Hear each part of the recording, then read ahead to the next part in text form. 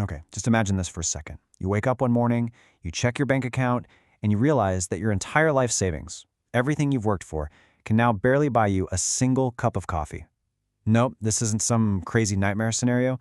For millions of people in Venezuela, this is their actual daily reality. Their story is, well, it's a critical warning for all of us about just how fast a country's wealth can completely disappear. And we really, really need to understand how it happened. And here's the central puzzle, the thing that makes this whole story so mind-boggling. On one hand, you have Venezuela, a country sitting on the largest proven oil reserves on the entire planet. We're talking more than Saudi Arabia, more than Russia. But on the other hand, nearly the entire population is living in poverty. So how on earth is that even possible, right? How does a country with that much natural wealth end up completely and utterly broke? Let's try to put a number on that wealth, just so you can grasp the sheer scale of what we're talking about. The country has 303 billion barrels of proven oil reserves. So what's that worth? Well, at today's prices, that comes out to over $17 trillion. That's a T. $17 trillion. It's just a staggering, almost unimaginable amount of money.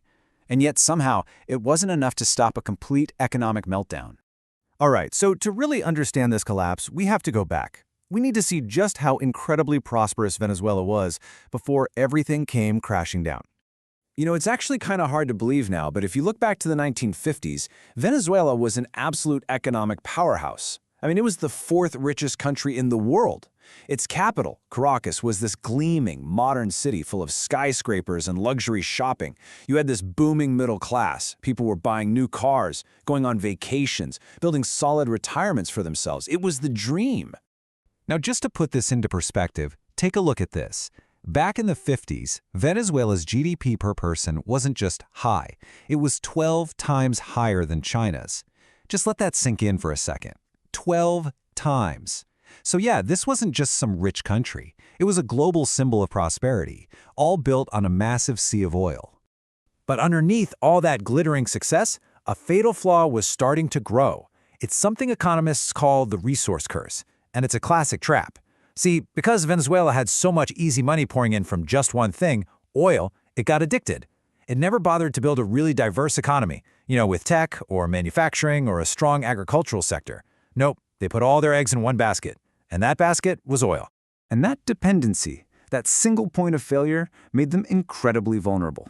So when Hugo Chavez came to power in 1999, a series of decisions were made that didn't just crack that basket, they completely shattered it. So let's break it down. There are basically three key steps that sent the country into a total nosedive. It's almost like a blueprint for how to destroy an economy. Step 1, they brought in price controls. Step 2, they started nationalizing private companies. And step 3, when the money from all that started to dry up, well, they just started printing more of it. Okay, so let's look at that first step, price controls, because it set off this devastating chain reaction. The government decided to set artificially low prices on essentials, think bread, milk, things like that, to make them seem affordable. But look, if you force a business to sell something for less than it costs them to produce, what do they got to do? It's simple, right? They stop making it. So factories started shutting down, store shelves went completely bare, and predictably, a huge black market just exploded. All right, on to step 2, nationalization. The government just seized over 1,000 private companies, everything from farms to, most importantly, the oil industry. And they replaced the experienced people who knew how to run these businesses with political loyalists. The result? Well, you can see it right here. The country's golden goose, its oil production, fell off a cliff. We're talking a catastrophic 85% drop. They basically destroyed their only real source of money. Which of course brings us to step 3. So, oil money is collapsing and there are no other industries to pick up the slack. What does the government do? Their solution was just to fire up the money printers. Seriously, they just created money out of thin air to pay the bills. And this unleashed one of the worst cases of hyperinflation the world has seen in modern times. In just 1 year, 2018, the inflation rate hit, get this, 130,000%. An absolutely insane number. Okay, let's make that insane number feel real. Imagine you had $100 saved up in January. By December of that same year, that same $100 could only buy what 8 cents could buy before. 8 cents. Your life savings, your retirement fund, all of it, just gone. Wiped out in less than a year. And these weren't just abstract policies or numbers on a spreadsheet. They had a real and truly devastating human cost. Today, it's estimated that a staggering 82% of the population lives in poverty. Just think about that, for a country that was once one of the wealthiest on the planet. Food shortages became so severe that the average person lost 24 pounds. It got this grim nickname, the Maduro diet. I mean, people were literally starving. And so what did people do? They fled.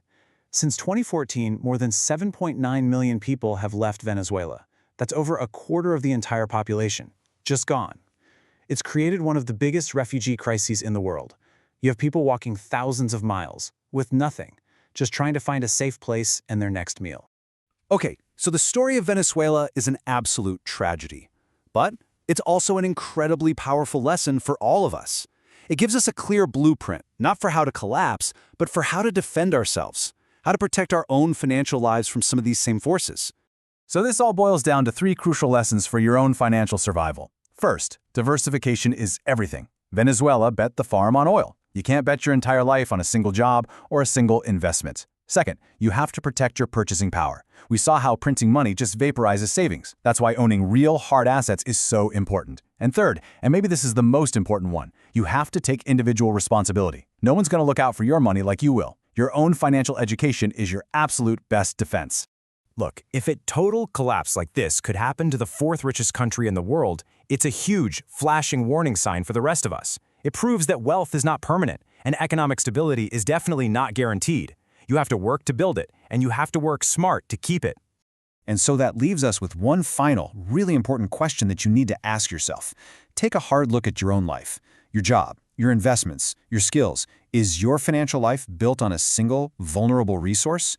Venezuela's story is a warning written in giant flaming letters.